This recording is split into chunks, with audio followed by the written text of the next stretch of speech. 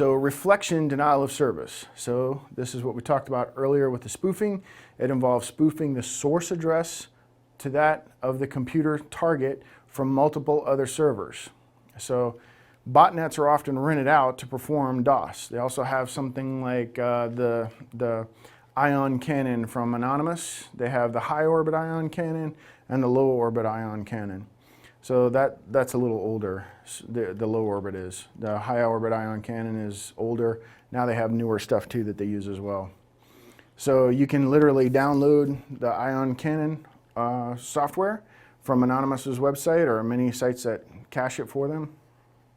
And then you can install it on your computer and it'll just accept commands and it just sends a few bytes, a few requests here and there when it's told to DOS someone, and then you're actively participating in the DOS. You're sharing a little bit of your CPU power and a little bit of bandwidth. You may not notice that the DOS is even occurring, but to someone else out there, from your little bit and his little bit and his little bit and his little bit and his little bit and his little bit adds up to an awful lot of traffic, and then their servers are hammered and they can no longer respond to legitimate requests because they're too busy trying to answer all the ones from the ion cannons. So that's what it's about. An ion cannon in science is pumps out a little bit of thrust over years. And over the years, over time, those thrusts become big in space because there's nothing to stop the ship, so it goes faster and faster and faster and faster with each little bitty pop, which is easy to produce, instead of a big rocket blast to get off the Earth, anyway. So that's pretty much it here. The sourcing machines do not need to be compromised. Yeah, because of the reflection, right? So that's what that's about. Okay, so denial of service. It's a classic attack. Consume available connections on the server. Rinse, wash, repeat. So when you stand up a server, whether it's a web server, DNS, any kind of a server, it has an initial 4 or 5 connections or 25 connections, whatever it's configured to do.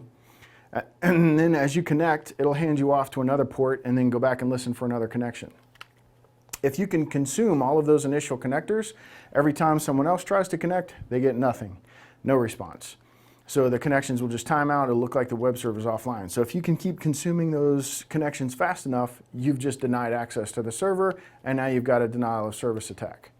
So there's a couple of ways a denial of service can work. You can consume the bandwidth out in front of the server if it's not configured properly, and they'll never see the connections to the machine, but no one can ever reach it because the bandwidth to it is all soaked up.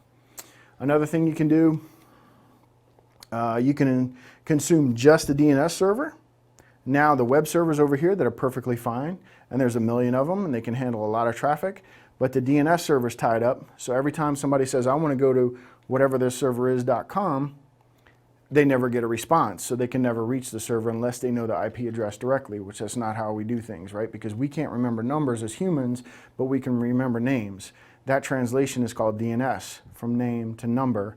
And then the address resolution protocol, ARP, translates the number into a MAC address down once it gets close to the target after it's been routed to the final destination. So that's kind of how it works. So there's many ways to cause a denial of service. You can deny access to the DNS server.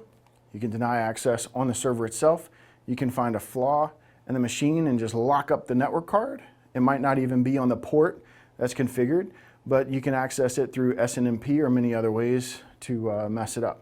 So there's lots of ways you can get in and cause a denial of service, and we'll talk about those all throughout the course. An information leak. Internal DNS info, which local IP addresses, are advertised on the external DNS server. If you cause the zone transfer, then you can get all of that information. So that's an information leak.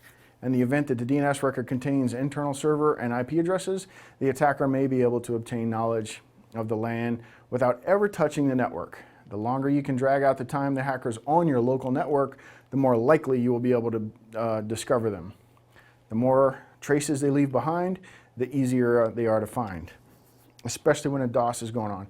Almost always a denial of service attack where they're trying to overwhelm your defenses. So they're trying to take a server offline. It might not be just to take your server offline. They might be hiding underneath. So they've made a connection to the server and now they slam it with a DOS attack. You've already got your connection, so you're connected. But anybody else trying to connect can't. And also all of those connections are being logged for a DOS attack, or they may or may not be. If you do a SYN flood, you can tie up the connections that way. You never send that final reset. So remember we talked about SYN, SYNAC, ACK is the normal conversation to gain a connection. But you can send a SYN, you get the SYNAC back. You can send a reset to close the connection. You know the port's open, but you don't want to connect to it. Well, what happens if you don't send the final ACK or the reset? That's in blocking mode. It stays open for quite a while. So those are pretty easy to tie up with what's called a SYN flood. Most switches, controls, and servers today won't be susceptible to that. They're kind of onto that. But many successful attacks were done that way back in the day. So let's see, we're talking about tying up the server. You've got your connection, now you blast it. You're overloading the logging. You're filling up the logs very fast. You're filling up the switches, MAC tables, and things like that, so things start getting eaten up. You're overloading the IPS and IDS, so they're logging. And just the fact that they're so busy, they may not see all of that traffic sneaking by, and now you can go in and cause SQL injection and siphon out the whole database, and if you're lucky, nothing was ever logged by the IDS, the IPS, or the DLP. So a DOS is often a cover for an attack.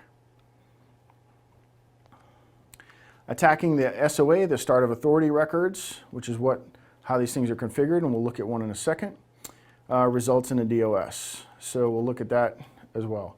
A common, we're going to do that right now. A common start of authority vulnerability is an XML denial of service. So SOA stands for Service Oriented Architecture. And the fields in the start of authority record, time in seconds is what these numbers mean. So if you divide these by 60, you'll get the time in minutes. If you divide them by 60 by 60, then you get the time in hours. So the first number is the serial number. I kind of tried to put these, they're not perfect. The second number here, 7200, is the refresh rate. So 7200 seconds, come back to the primary and refresh me. So we talked about before that these things are on the order of hours, so these are on the order of 7200 seconds. We want to refresh that record. Oh, actually that's the expiry. So the 3600 is the retry rate, the 1440 is the expiry, and the 2400 is the time to live. Every time you change one of these records, you need to bump the serial number so that the other servers, it'll then trickle down all throughout the world. So as you make a change, it'll immediately start to work whoever's looking at that web server, but other web servers might be in use along the way. They kind of get transferred, everybody kind of shares that information so that not everybody is querying one domain server, which would deny service to most of the users. So they kind of trickle down.